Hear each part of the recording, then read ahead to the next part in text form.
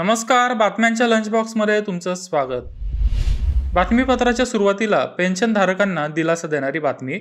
महाराष्ट्र राज्य सरकारच्या सेवेतून निवृत्त झालेल्या आणि वयाची 80 वर्ष पूर्ण केलेले आणि त्याहून अधिक वय असलेल्या कर्मचाऱ्यांना 20 ते 100% निवृत्ती वेतनात वाढ देण्याचा निर्णय महाराष्ट्र सरकारने घेतला आहे.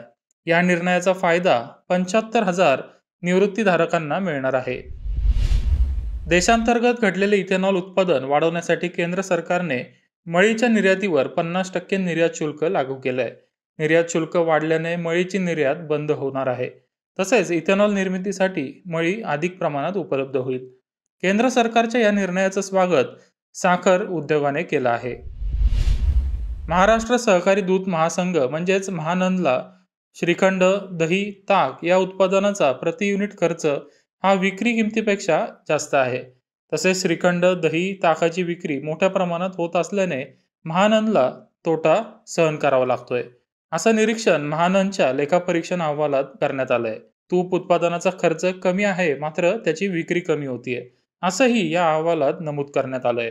2022-23 या आर्थिक वर्षात महानंदला 53 कोटी रुपयांचा तोटा झाला.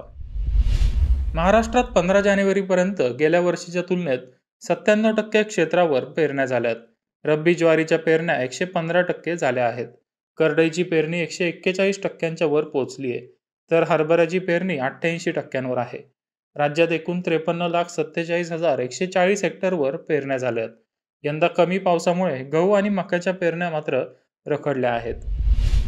आता बातमी पुण्यातली.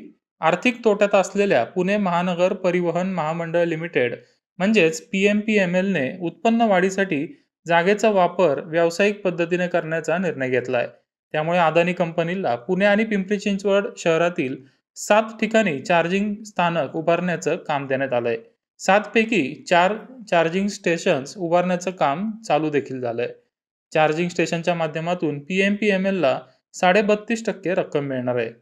अदानी कंपनीकडून पिंपरी चिंचवडच्या हद्दीत हिंजवडी फेज 2, भक्तिशक्ती, भोसरी आणि पुण्यात कात्रज, बाणेर, सुसरोड, पुलगेट, डेक्कन जिमखाना या ठिकाणी चार्जिंग स्टेशन उभारले जाणार आहेत. कृषी पणन महामंडळाने पुण्यातील स्वारगेट इथल्या गणेश कला क्रीडा रंगमंच इथे मिलेट म्हणजेच पौष्टिक तृणधान्य महोत्सवाचं आयोजन केलंय. महोत्सवाचं आयोजन 17 ते 21 जानेवारी दरम्यान करण्यात आलंय. या महोत्सवात ग्राहकांना ज्वारी, नाचणी, बाजरीसोबतच राळा, सावा, क्रोद्रो सारखे पौष्टिक मिलेट्स खरेदी करण्याची संधी मिळणार आहे.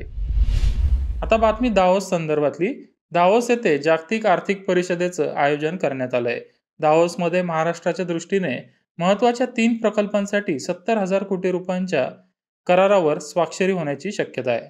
ग्रीन हायड्रोजनसाठी आयनॉक्स एअर प्रोडक्शन बरोबर 25,000 कोटी रुपयांचा करार करण्यात आला, तर जिंदाल यांच्या समवेत 41,000 कोटींच्या करारावर स्वाक्षऱ्या करण्यात आल्या.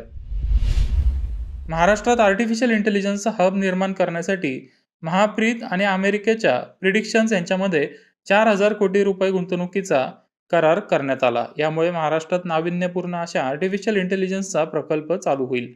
अशा प्रकारे भारतात चालू होणारा हा पहिलाच प्रकल्प आहे. बातम्यांच्या लंचबॉक्समध्ये आता वेळ झाली थांबायची. तुम्ही पाहत राहा मनी 9 मराठी.